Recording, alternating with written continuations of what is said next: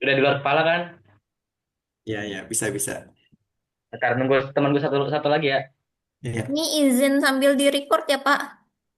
iya, nggak Pak apa-apa. Nov. Ustadz Novel bego. Selalu manggilnya. Sehat lah. Sehat, lu gimana, Man? Alhamdulillah sehat. Ntar kalau Elsa belum on cam. Ih. Sip. Kalian ini mau mau ada bagian nanya juga gak?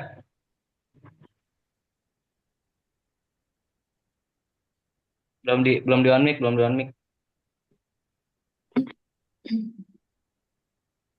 Boleh, boleh. Oke, berapa pertanyaan ya? Ini banyak lama sih Pak, paling cuma 30 menit doang. Iya. Ya, ini sejujurnya kita belum nyiap pertanyaannya Pak, sebentar. Apa aja? Misalnya kalau kurikulum ya, ya pernah megang juga waktu itu sempat Iya, Jadi kalau di bagian nanti Pak. sekolah sana tuh kurikulumnya pakai kurikulum apa? Oke. Kalau kurikulum kita mengacu pada kurikulum Merdeka Enggak, yang ini pertama. enggak ini sebenarnya belum mulai sih. Kita nanya Oh, aja Iya, dulu. udah iya. simulasi Kurikulum aja Merdeka ini. kalau di sana Oh, Merdeka. mengacunya ya, Ya. mengacunya ke sana. Oh, berarti Cuman ini kan Nah, pada saat implementasinya kan ya kita sesuai dengan tujuan sekolah ya. mm-mm. Artinya nah, kan kita kan sekolah Islam ya, yang dimana nah, kurikulum Merdeka kan tidak ada apa namanya sangkut pautnya ke keislaman lah dari pelajaran Islam-Islamnya ya. Karena kan hmm, kalau di kurikulum Merdeka dia namanya P5 ya, lebih kepada akhlak, Oh, lebih ya. kepada adab, seperti itu hanya yang dapatkan itu saja. Nah, itu makanya kita modifikasi tapi tetap ketika ke dinas ya kita memakai acuan kita kurikulum Merdeka. Seperti itu. oh gitu. Oke. Berarti berarti kurikulum Merdeka cuman lebih di grounded lagi sama visi misi sekolahnya ya. Betul. Oke, sebentar. Namanya Mulai kurikulum deh, kan mulai deh, mulai dia deh. proses. Ya, silakan mulai Iya, aja. mulai Kak. Kali ini ini deh yang pembukaan dong. Pembukaan dulu, pembukaan. Ya. Udah di record kan? Tadi potong aja bagian sebelum-sebelumnya. Ini udah kok udah di-record. Udah. Aman.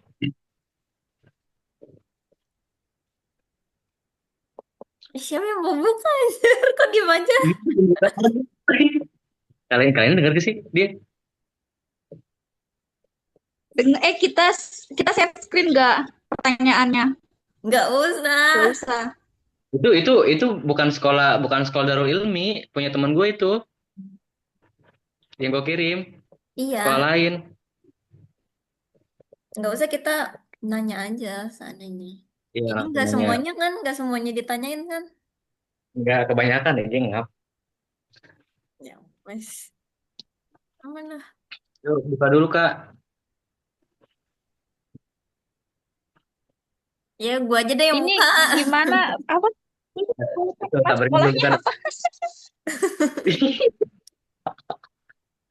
Kagak tahu sekolahnya. Darul Ilmi. Lupa. Ini kita program studinya apa? Pendidikan ekonomi ya? Nah, Ekonomi. Ustaz sendiri aja nggak tahu. Sumpah serius. Enggak, nih gue buka tapi kita program studinya pendidikan ekonomi kan? Iya. Ya udah, Oh oke. enggak, ya udah gue aja buka dah. Mulai ya. Oke. Udah. Udah. Assalamualaikum warahmatullahi wabarakatuh. Waalaikumsalam. Waalaikumsalam warahmatullahi. Ya, sebelumnya terima kasih pada Pak Noval perwakilan dari Sekolah Darul Ilmi di Depok ya, Pak Noval. Betul. Jadi selama 30 menit ke depan kita bakal izin ya Pak, kita ngobservasi Sekolah Darul Ilmi. Kita bakal tanya jawab sama Pak Noval ini terkait kurikulum atau sistem pendidikan yang ada di MTS Darul Ilmi di Depok. Oke. Jadi pertanyaan pertamanya Pak, em, di MTS Darul Ilmi Depok ini menggunakan kurikulum apa Pak? Boleh dijelaskan? Baik. Untuk kurikulum yang kita pakai di Sekolah Islam Darul Ilmi Depok di MTS-nya ya dari SMP-nya Hmm, itu mengacu kepada kurikulum Merdeka seperti itu. iya. Yang dimana kurikulum Merdeka tersebut terdapat ya pembentukan karakter, adab yang kita bisa kenal di situ salah satunya adalah P5 ya. Yang dimana Hmm, itu bisa kita integrasikan kepada kurikulum sekolah kita yang berbasis agama. Makanya kenapa kita pilih kurikulum Merdeka? Karena di situ ada nilai-nilai akhlak, adab yang dimana sesuai dengan visi dan misi tujuan sekolah Islam Darul Ilmi Depok. Oke, sebelumnya visi dan misi tujuan sekolah Darul Ilmi Depok itu sendiri apa, Pak? Boleh jelasin? Oke. Visi dan misi, kalau kita sebut dengan visi itulah tujuan ya, tujuan daripada sekolah tersebut tentunya Hmm, melahirkan siswa yang berakhlak dan siswa yang bisa dan apa namanya bahasanya beradab dan berakhlak karimah, itu visi kita ya, seperti hmm. itu. Visi misinya berarti melahirkan siswa yang berakhlak dan beradab gitu ya. Betul. Oke, pertanyaan berikutnya, gimana sih penerapannya atau kan tadi bicara soal apa namanya, kurikulum merdeka kan, terus lalu apa istilahnya dicampurkan lah sama visi misi sekolah. Nah, penerapannya dalam sistem pendidikan itu sehari-hari gimana Pak, di kelas atau Darul Ilmi ada asrama juga kan Pak ya? Asrama untuk sementara untuk akhwatnya aja, untuk yang perempuannya saja. Kayaknya nggak ada. Oke, berarti bagaimana tuh Pak penerapannya Oke, di sistem pendidikan itu penerapannya sendiri? kita bagi ya. Kalau saya sampaikan kurikulum dan pembagian kurikulum merdeka dengan kurikulum sekolah, kita persentase kita 70 banding 30%. Seperti itu. Oke. Artinya 70% yaitu kurikulum agama yang sudah kita buat, kemudian tiga puluh Mm-mm. persennya kurikulum merdeka. Nah, bagaimana cara mengaplikasikan dua kurikulum tersebut? Tentunya Mm-mm. yang pertama kita akan lihat adalah eh, dari eh, capaian pembelajaran ya, capaian pembelajaran di materi umum. Biasa kita mengacu kepada kurikulum merdeka, yang dimana pembagiannya sudah kita rencanakan, pertama dari silabusnya, kemudian dari Mm-mm. PP-nya, kemudian Mm. dari hasil evaluasinya. Tapi kita Iya. ulang ya, kita kembali ke biasa bahasa membicarakan kurikulum, tentunya itu adalah proses ya, proses yang dimana tujuan pembelajaran, proses pembelajaran, dan evaluasi pembelajaran. Seperti itu. Mm. Dan bagaimana tadi cara mengaplikasikan keduanya, yaitu dengan cara menyesuaikan ya silabusnya, RPP-nya, Mm. serta tadi Mm. tujuan di pembelajaran tersebut. Seperti itu. Mm. Mm. Jadi tadi sudah jelas ya pembagiannya 70/30. Iya, Contoh 70. misalkan matematika eh, kelas 6 nih harus apa? Kelas 9 nih misalkan harus paham Pythagoras dan lain-lain. Nah, bagaimana caranya Mm. dengan 30% tersebut tercapai? Mm. Tentunya kita mengatur ya, mengatur jam pelajaran, mengatur silabus. Nah, jikalau seandainya nanti, oh, dengan jadwal yang ada, kemudian dengan silabus yang ada, sebenarnya tidak cukup nih untuk mencapai tujuan pembelajaran tadi, target pembelajaran tadi. Nah, kita gunakan Iya. di antaranya itulah pendalaman, tugas-tugas, itu yang bisa kita mendukung untuk mencapai hasil pembelajaran tersebut. Seperti itu. Kalau untuk mata pelajaran sendiri Pak, Mm-mm. dalam sehari atau dalam satu apa namanya satu semester itu ada berapa Pak untuk Dalam MTS-nya satu, kelas 7 oke, sampai 9? untuk MTS-nya kurang lebih ya, kurang lebih kita ada sekitar 10 sampai 12 mata pelajaran. 10 sampai 12. Seperti itu. Oke. Izin Pak, Mungkin kalau misal Ya, Pak di sekolah itu gimana sekolah MTS Bapak itu menetapkan dan menerapkan kriteria ketuntasan minimal atau KKM untuk setiap mata pelajaran, Pak? baik. Untuk menentukan KKM ya, tentunya tadi yang saya bilang di awal, kita menentukan dari tujuan mapel tersebut ya. Nah, untuk menentukan kriteria KKM-nya, pertama, yang dimana sekolah kita MTS yang tidak eh, tidak mengutamakan ya tadi pelajaran-pelajaran umum, bukan berarti mengesampingkan, artinya kita mengutamakan pelajaran agama. Yang kita ya. KKM kita ditentukan pertama dengan eh, bobot dari mapel tersebut, seperti itu. Yang dimana ketika kita membangun sekolah, tentunya, oh, sekolah Islam Darul Ilmi Depok, tentunya apa sih yang dicari wali murid? Tentunya kan pelajaran agamanya, yang dimana Hmm. pelajaran seperti fisika, kimia, IPA, itu kita dari segi penentuan KKM-nya kita rendahkan. Bukan berarti Hmm. mengabaikan nilai tersebut, kita rendahkan, karena memang kita lebih memfokuskan kepada pelajaran dini atau agamanya seperti itu. Jadi untuk hasil apa namanya untuk penentuan KKM ya dari bobot pembelajaran seperti itu. Kalau gitu dari Oke. sekolah, tantangan apa yang biasanya dihadapin guru dalam menerapkan kurikulum Merdeka ini di sekolah, Pak? Baik. Tantangan untuk guru ya, karena kan kurikulum Merdeka beda dengan kurikulum 13 yang di mana kurikulum 13 dia lebih kepada kompetensi dan kurikulum Merdeka lebih kepada siswa berkarakter. Kan seperti itu ya, Ya, kurikulum Merdeka. ya. Maka dari itu, tantangan utama seorang guru adalah bagaimana caranya bukan lagi memahami, bukan lagi hanya memahami pembelajaran tapi membentuk karakter siswa. Itu sih yang lebih Hmm. ke cobaan terberat dari seorang guru ya, seorang guru ketika menerapkan kurikulum Merdeka. Seperti itu. Di antara tantangannya yang sudah pernah Ana evaluasi, tentunya di P5 tersebut masih banyak sekali tidak dijalankan. Seperti proyek-proyek yang sudah dibuat oleh guru ke anak-anak, seperti proyek bahasanya kebersihan kelas atau Hmm. membuat apa namanya jadwal sholat sesuai dengan waktunya ya.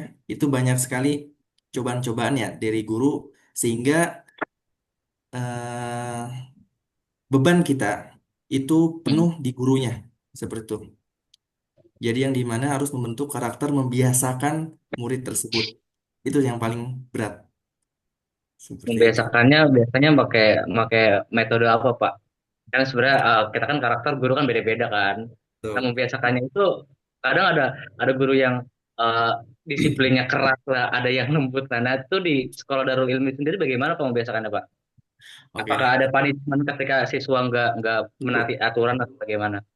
Tentu. Namanya siswa, mereka adalah proses pendidikan ya.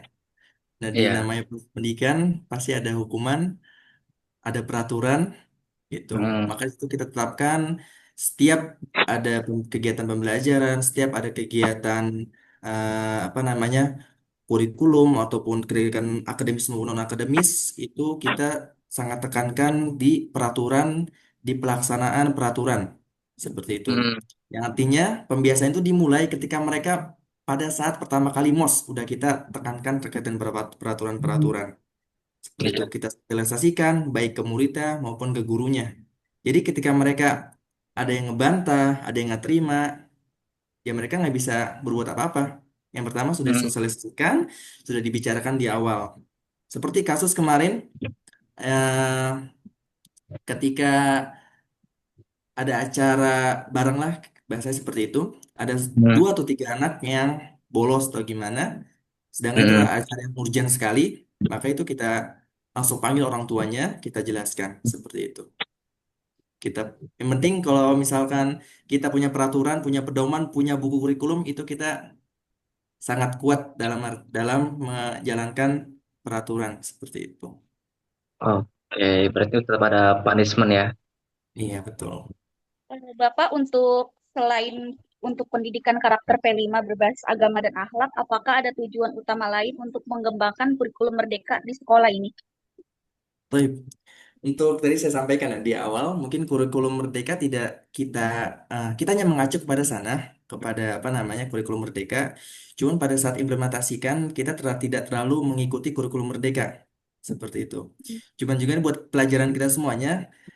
Seandainya kalau kita berpikir ya secara lebih jauh lagi, konteks yang lebih jauh lagi, tujuan kita sekolah, tujuan kita SMP, SMA, tentunya kan di akhir dalam masuk universitas negeri, universitas terbaik, seperti itu. Maka itu, kalau di kurikulum Merdeka kan dia lebih berbasis kepada tadi akhlak, adab. Sedangkan ketika dites nanti di eh, kampus di mana apakah kita akan ditanya kamu jujur apa enggak, kamu rajin sholat apa enggak? Tentunya tidak kan. Yang ditanya Hmm. adalah balik lagi kompetensinya. Maka dari itu ya secara pengembangan kurikulum Merdeka di kita kita lebih kepada adab-adabnya saja. Kita memakai kurikulum Merdeka untuk mengacu kepada pendidikan, adab dan akhlaknya saja seperti itu. Oke. Kalau untuk ini Pak, apa namanya? pengembangan diri dari siswa ini di luar mata mata pelajaran kayak ekstrakurikuler atau Baik. organisasi sekolah atau yang lainnya gitu. Ada nggak Pak di sana? Ada. Kita ada kegiatan namanya ada ekstrakurikuler, kok kurikuler, dan intrakurikuler. Seperti itu. Oke.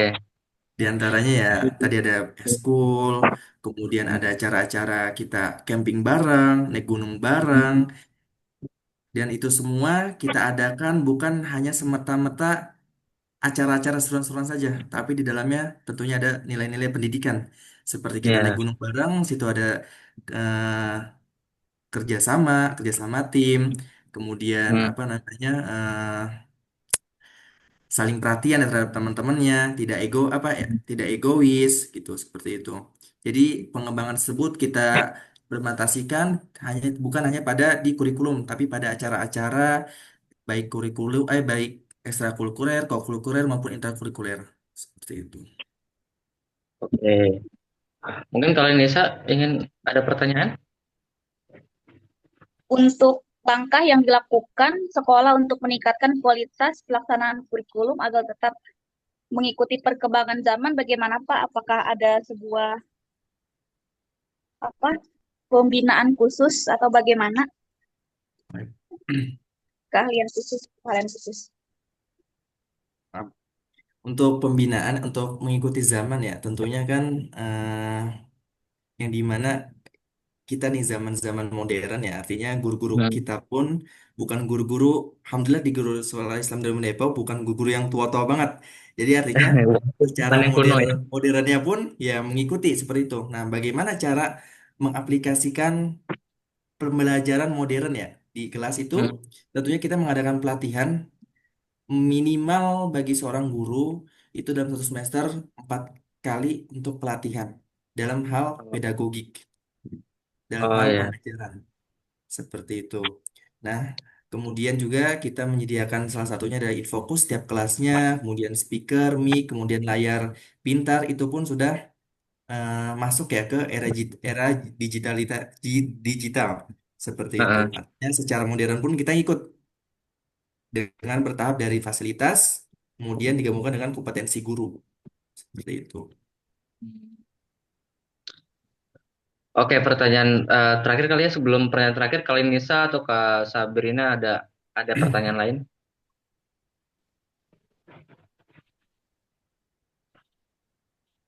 Gak ada pertanyaan lain ya? Gak ada. Oke.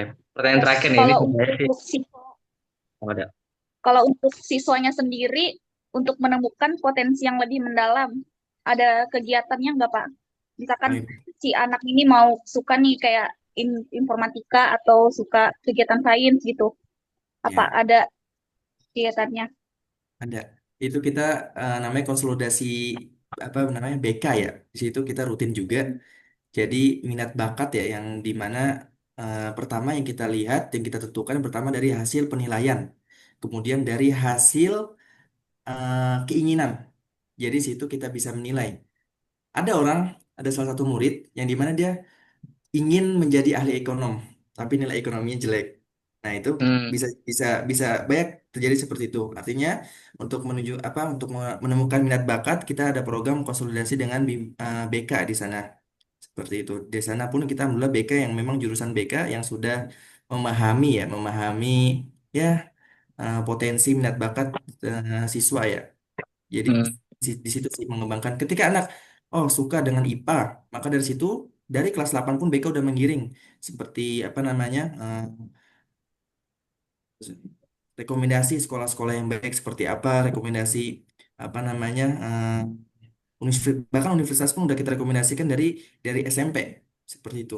Nanti di SMA pun lanjut lebih kepada pendalaman lagi, entah itu dari sainteknya, IPA-nya dan lain-lainnya. Seperti itu.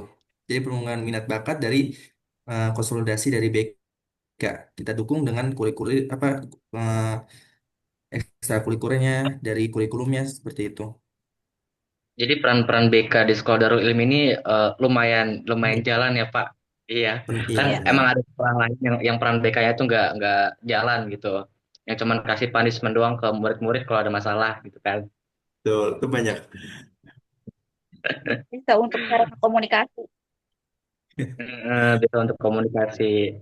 Tapi selama selama bapak berapa berapa tahun ngajar di sana Pak? Berapa lama? Saya di Darul Ilmi udah jalan sekarang tahun ketiga. Tahun ketiga sekarang. Oke, kesan pesan bapak gitu selama selama selama di Darul Ilmi itu bagaimana? Kesan Di dan posisi pendidikan Darul Ilmi ini? gimana?